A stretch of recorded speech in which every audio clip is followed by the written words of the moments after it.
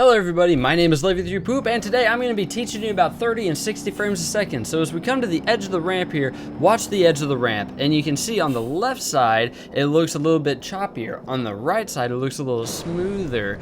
And now just to cover the absolute basics, frames per second refers to how many pictures you see in a video every second. Makes sense, right? Each frame is an image, and frames per second is how many images you see per second. So, you know, a lot of people do YouTube videos at 30 frames a second because they're easier to upload, they're easier to render while working on them, they're quicker to save, you know, they're faster to load, to watch, and you know, they're overall easier. Now, the disadvantage with 30 frames a second is they don't look as smooth. So here on this jump, watch the edge of this receiving wall here. You'll see on the left side it looks a little choppier. On the right side it looks a lot smoother and beautiful. Now, you can really tell if you watch the trees go past on here. And yeah, pretty much any time that you see like a solid, like bold contrast object moving, then you can really tell the difference. Now, a lot of people say that 30 frames a second is more cinematic, which the reason they say that is because movies and TV shows are shot at 24 frames a second. Now, why they do 24 frames a second, I don't really know. Does anybody really know why people in TV and movie business do what they do? I don't think anybody really does. But you can see it kind of lagged right there. So you can see that was kind of like the opposite of more frames. That was less frames. But here with this drifting shots, these drifting shots, you can really tell the difference. So like if you watch the driver's hand, you know, it kind of looks smoother on the left side or on the right side rather than the left side.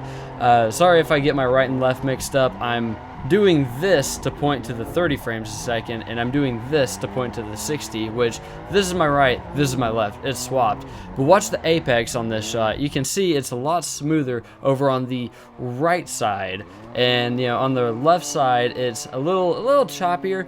And you know, you might not think that it's really that big of a deal, but it makes the gaming feel a lot smoother whenever the images are, you know, twice as many coming in. And it just, you know, it just feels right, honestly. Now, there's also 144 hertz screens, which, if 60 hertz screens do 60 frames a second, I'm assuming 144 hertz screens do 144 frames a second. It might be 120. I'm not sure. Correct me in the comments below, because I'm sure somebody's gonna, you know, grill me on that if it's not corrected. But so yeah, with these shots right here, or this segment of this racing is good because it's a static camera behind the car, and you can see, like, so watch the apex go by on here.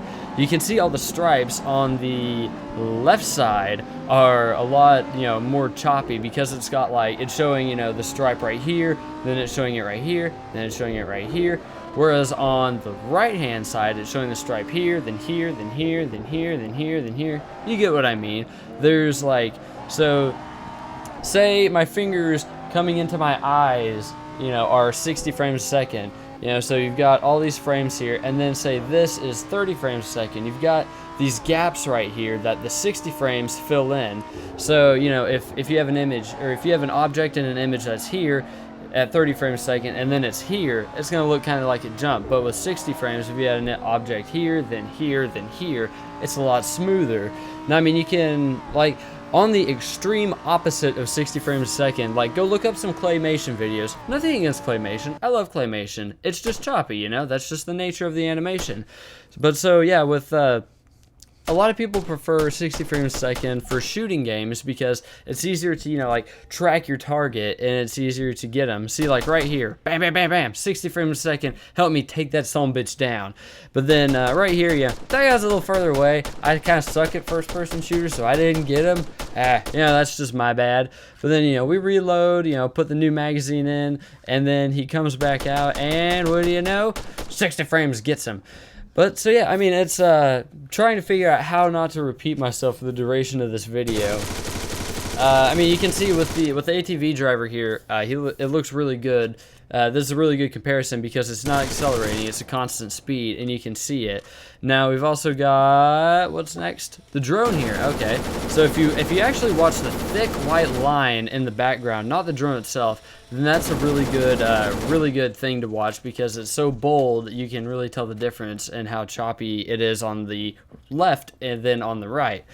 But so yeah, with this, we've got our backpack here, and again, if you watch the white lines on the walls, well, if you rewind it and watch those white lines, then you could do it, or then you could see it. And now this is kind of like a lot slower moving. Like I said before, a lot of people can tell the difference with fast moving objects. Some people like me can tell the difference with slow moving objects.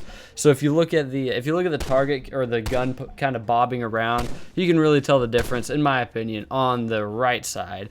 But so yeah, with I guess I should have done like an actual level for this, for the sniping, because they're not really moving, and that's what a lot of people prefer. The higher refresh rates and lower millisecond screens for, because it's more accurate to what you're actually trying to hit. But yeah, so I just kind of did the VR thing in Arma 3 because I suck at these shooter games, like I said before. But so yeah, a lot of the people that do 30 frames a second do it, like I said earlier, just because it's easier to work with. Like whenever you're editing the video, you don't have to wait for your computer to load it as long to play the video, and it also loads faster for the end receivers, which is a good thing. But just the advantage that you cannot make up for 30 frames a second is how smooth the image is. And let me see, so what have we got next on here? Okay, some more sniping. But yeah, it's a night and day difference, really, if you ask me. There's no substituting more frames. Frame rate is kind of like the gamer's equivalent of there's no replacement for displacement, in the automotive world.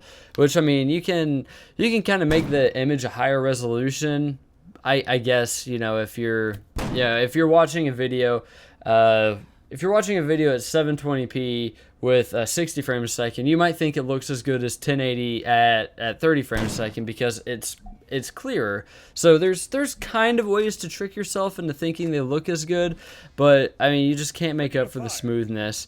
And so yeah, with the 30 frames a second myth that the human eye can't see past 30 frames a second, like I said, I really don't know where that even came from. It's just some myth that people hold on to. Most of the people that you hear saying it now are people that still play on like Xbox 360s or PS3s, which, not that there's anything wrong with them. It's just that they are, I might get called a dick for this, but they're obsolete. That's the fact. The new ones out, they're obsolete now.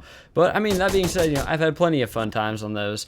So anyways, I'm going to go ahead and end this episode off here. Why don't you let me know in the comments below what you think, how important the difference between 30 and 60 frames a second is. And yeah, as always, I will see all of you in the next episode. Goodbye.